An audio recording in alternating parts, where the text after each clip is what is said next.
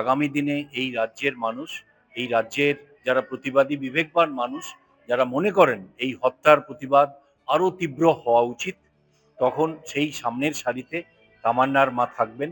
তামান্নার মায়ের চোখের জল মশাল হবে, এই বিশ্বাস আমরা রাখি। আমরা বারে বারে দেখছি এই বিচারের যে পদ্ধতি এবং বিচারের একটা কোর্ট থেকে আরেক কোর্ট, আরেক থেকে আরেক এই চলতে থাকা ধীর গতি, তার সাথে যে রায় দেয়া হচ্ছে, যে রায় দানের পর তাকে এক্সিকিউশন করা, যারা ওটাকে কার্যকরী করবেন, যে সরকার, যে প্রশাসন, সেই সরকার এবং প্রশাসনের ওপরে বিচার ব্যবস্থার নিয়ন্ত্রণ আজকে প্রশ্নচিহ্নের সামনে। ডাক্তার মাহাতো যে কথা বলেছেন সেটা আমরা শুনেছি, কিন্তু ওয়েস্ট বেঙ্গল জুনিয়র ডক্টরস ফ্রন্টের যে বিবৃতি বা তাদের যে বক্তব্য, সেটা এখনো আমাদের কাছে আসেনি। সেটা এলে আশা করি তাদের সংগঠনের অভ্যন্তরের যা বক্তব্য সেটা পরিষ্কার হয়ে যাবে। স্যার, একেবারে যে চিত্র দেখতে পেয়েছিলাম আমরা, ঠিক নির্বাচন এবং ফুটফুটে মেয়ে তামান্না যে ধর্ম, রাজনীতি, দল এগুলো কিছুই বোঝে না, তাকে আমাদের ছেড়ে চলে যেতে হয়েছিল একটি সকেট বোমার আঘাতে। এবং তার মা এখনো সেই শোক ভুলিয়ে উঠতে পারেনি। যে দুর্ঘটনার চিত্রও আমরা দেখতে পেলাম, আহ, তিনি এখন এই মুহূর্তে হসপিটালাইজড রয়েছেন। এবং এই যে পুরো বিষয়টা, এই পুরো বিষয়টাকে কিভাবে দেখছেন? আপনি নিজেও তো এই বিষয়টার সাথে জড়িত, ওতপ্রোতভাবে কিভাবে দেখছেন এই বিষয়টা? আসলে একটি ফুটফুটে মেয়ে বাড়ির উঠোনে খেলছিল। ঠিকই বলেছেন, সে রাজনীতি জানে না, সে দল জানে না, সে ধর্ম জানে না, কিন্তু তাকে যখন সকেট বোমা মেরে হত্যা করা হয় এবং সেই হত্যা করার পর তার দেহের অংশগুলি, ছড়িয়ে ছিটিয়ে যাওয়া দেহের অংশগুলিকে যখন তার মা এক জায়গায় এনে হাতের মধ্যে রক্ত লাগে, সেই মায়ের যন্ত্রণা বোঝার ক্ষমতা এদেশের প্রশাসন, এদেশের পুলিশ, এদেশের যারা সরকার চালান তাদের নেই।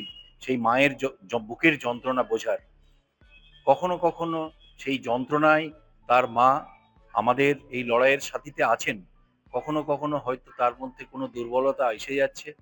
আমরা আশা করি আগামী দিনে এই রাজ্যের মানুষ, এই রাজ্যের যারা প্রতিবাদী বিবেকবান মানুষ, যারা মনে করেন এই হত্যার প্রতিবাদ আরো তীব্র হওয়া উচিত, তখন সেই সামনের সারিতে তামান্নার মা থাকবেন। তামান্নার মায়ের চোখের জল মশাল হবে, এই বিশ্বাস আমরা রাখি। এবং তিনি কখনো কখনো হয়তো একটু দুর্বল হচ্ছেন যখন দেখছেন যে যারা হত্যাকারী তারা রাস্তায় ঘুরে বেড়াচ্ছেন, তারা ধমকে দিচ্ছেন, ভয় দেখাচ্ছেন, হয়তো কোথাও একটু হতাশা আসছে। কিন্তু আমরা বিশ্বাস করি এই হতাশার কোনো জায়গা নেই। এই লড়াইয়ের ময়দানে একসাথে কাঁধে কাঁধ মিলিয়ে লড়তেই হবে। তবেই আমরা এই রাজ্যটাকে এরকম হত্যাকারীদের, এরকম নারী নির্যাতনকারীদের হাত থেকে বাঁচাতে পারবো। কিন্তু স্যার, শুধুমাত্র কি এই যে সরকারের যে সমালোচনা আমরা একদিকে যেমন দেখতে পাচ্ছি, অন্যদিকে যে প্রসঙ্গটা হচ্ছে বিচার ব্যবস্থা। আরজি করেরও এখনো পর্যন্ত বিচার নেই। ছোট্ট তামান্না, তারও বিচার এখনো অধরা রয়েছে। তাহলে কি বিচার ব্যবস্থারও কিছুটা দায় বলা যেতে পারে?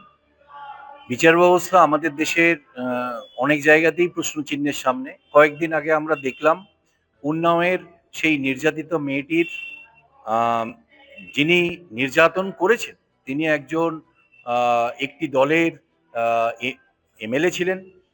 তিনি সে দল থেকে বহিষ্কৃত হয়েছেন ঠিকই, কিন্তু তিনি যখন এই ঘটনা ঘটাচ্ছেন, নির্যাতন করছেন একটি নাবালিকা মেয়েকে, তিনি তখন সেখানে একটি অত্যন্ত প্রভাবশালী ব্যক্তি, তাকে দিল্লি হাইকোর্ট তাকে জামিন দিয়ে দিল। যদিও সেই জামিন সুপ্রিম কোর্ট আপাতত খারিজ করেছে, কিন্তু এই ঘটনা থেকেও যদি আমরা একটা বোঝার চেষ্টা করি, আমরা বুঝবো যে বিচার ব্যবস্থাও প্রশ্নচিহ্নের মধ্যে পড়ে যাচ্ছে। দেশের মানুষকে তাই আরো বেশি সচেতন হতে হবে। বিচার ব্যবস্থার উপরে আমাদের এখনো আস্থা আছে, কিন্তু বিচার ব্যবস্থাকেও ভাবতে হবে যে মানুষের আস্থা তারা কিভাবে রাখবেন। যদি তারা দেখেন, মানুষ যদি দেখেন বিচার ব্যবস্থা মানুষের আস্থা অর্জন করতে অক্ষম, সেক্ষেত্রে কিন্তু সেটা দেশের জন্য, সমাজের জন্য ভালো হবে না। কিন্তু স্যার, শুধুমাত্র যে এই বিষয় সেটা না, বারংবার বিচার ব্যবস্থা, এসএসসি, প্রাইমারি, আমরা বিভিন্ন জায়গায় বিচার ব্যবস্থা একেবারেই ঠিক বলেছেন। আমরা বারে বারে দেখছি এই বিচারের যে পদ্ধতি এবং বিচারের একটা কোর্ট থেকে আরেক কোর্ট, আরেক থেকে আরেক এই চলতে থাকা ধীর গতি, তার সাথে যে রায় দেয়া হচ্ছে, যে রায় দানের পর তাকে এক্সিকিউশন করা, যারা ওটাকে কার্যকরী করবেন, যে সরকার, যে প্রশাসন, সেই সরকার এবং প্রশাসনের ওপরে বিচার ব্যবস্থার নিয়ন্ত্রণ আজকে প্রশ্নচিহ্নের সামনে। আমরা আরজিকর মেডিকেল কলেজের সেই নৃশংস হত্যার বিচার প্রক্রিয়া দেখেছি। যারা তদন্তকারী তারা তাদের প্রাথমিক চার্জশিটে বলছেন সিবিআই যেখানে তথ্য প্রমাণ লোপাট হয়েছে, বৃহত্তর ষড়যন্ত্র আছে। কিন্তু দেখা যাচ্ছে তারা যখন পরবর্তী সময়ে চার্জশিট না দেওয়ার কারণে তারা ছাড়া পেয়ে যাচ্ছেন, টালা থানার ওসি কিংবা আরজিকরের প্রিন্সিপাল, তখন বিচার যারা করছেন তাদের কিছু করার থাকছে না এবং তদন্তকারী সংস্থার উপরে বিচার ব্যবস্থার নিয়ন্ত্রণের কোনো জায়গা নেই। এটা নিয়েই আমাদের সামনে প্রশ্ন ওঠে। তাই মানুষকে আরো বেশি সচেতন হতে হবে। আরো বেশি করে প্রতিবাদের রাস্তায় থাকতে হবে। যাতে বিচার ব্যবস্থাও মনে করে যে তাদেরকে মানুষের আস্থা অর্জন করে রাখাটা জরুরি। কিন্তু স্যার অভয়াকাণ্ড একদিকে যেমন বিচার নিয়েও প্রশ্ন আসছে বর্তমান বলবো না, এর আগেও এই প্রশ্নটা উঠেছে যে অভয়ার যে জুনিয়র ডক্টর ফ্রন্ট, সেই ফ্রন্টে ফান্ড নিয়ে এর আগেও শাসক দলের পক্ষ থেকে একাধিক প্রশ্ন তোলা হয়েছে। এখন একেবারে জুনিয়র ডক্টর ফ্রন্টের সভাপতি ডক্টর অনিকেত মাহাতো তিনি এই অভয়া ফান্ডের দুর্নীতিকে কেন্দ্র করে একেবারে অভিযোগ করলেন এবং তিনি নিজে পদত্যাগ করলেন, কি বলবেন? ওয়েস্ট বেঙ্গল জেনারেটর্স ফ্রন্টের অভ্যন্তরে সাংগঠনিক কি সমস্যা হচ্ছে সেটা আমরা সবটা জানি না। তাই কোন পরিপ্রেক্ষিতে ডাক্তার মাহাতো এই সিদ্ধান্ত নিচ্ছেন আমরা অপেক্ষা করছি ওয়েস্ট বেঙ্গল জেনারেটর্স ফ্রন্টের বিবৃতি দেখার জন্য। এবং আমরা কিন্তু এটা মনে করি এই রাজ্যের দুর্নীতি, দুর্বৃত্তায়ন এবং নারী নির্যাতনের বিরুদ্ধে যে আন্দোলন এবং এই হুমকি সংস্কৃতির বিরুদ্ধে যে আন্দোলন, সেই আন্দোলন ঐক্যবদ্ধভাবে হওয়া উচিত। সবাইকে একসাথে করা উচিত। এই আন্দোলন শুধু জুনিয়র ডাক্তার না, সিনিয়র ডাক্তার না, সাধারণ মানুষ সবাইকে নিয়ে এই আন্দোলন।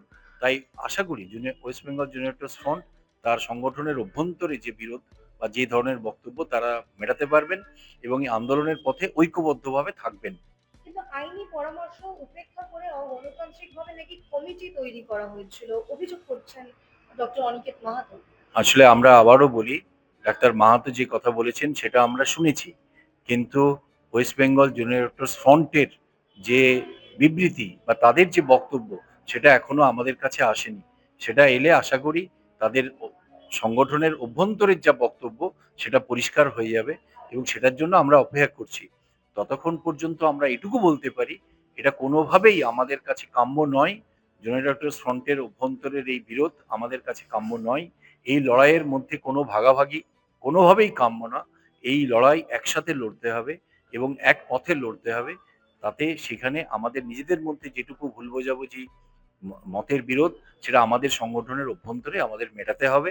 এটুকুই আমার মনে হয় এবং আমরা মনে করি এই আন্দোলন যদি আমরা একসাথে করতে না পারি তাহলে এই রাজ্যটাকে দুর্নীতিমুক্ত, দুর্বৃত্তদের হাত থেকে, নারী নির্যাতনকারীদের হাত থেকে বাঁচাতে পারবো না। স্যার একেবারেই শেষ একটি প্রশ্ন, এই যে ফান্ডে দুর্নীতি, এর আগে আমরা দেখেছিলাম এই শাসক দলের পক্ষ থেকে অভিযোগ উঠেছে, কুণাল ঘোষ কার্যত তিনি আগেও এই অভিযোগ করেছিলেন, তিনি আবারও আজকে একটি পোস্ট করেছেন যে এই কথা তো আমরা আগেই বলেছিলাম।